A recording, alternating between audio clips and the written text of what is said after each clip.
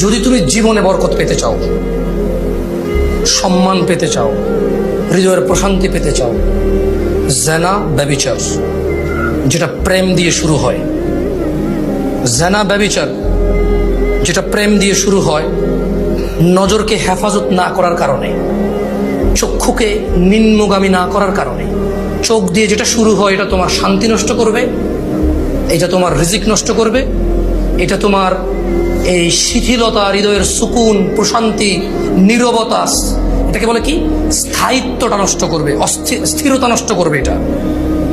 ছোট ভাই, তোমার প্রতি আমার নসিহত, তুমি কে নীল পড়ছে, লাল পড়ছে, কে ছোট পড়ছে, কে বড় পড়ছে, তুমি এগুলা মেজারমেন্ট করার দরকার নাই।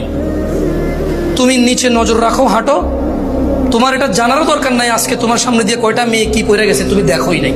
তুমি নিচে হাঁটো, যথাসম্ভব তুমি যতটুকু নিচে দেখে হাঁটা সম্ভব তুমি তোমার চোখকে হেফাজত করো।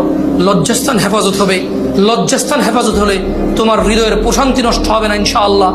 রিজিকের দরজা খুলবেই।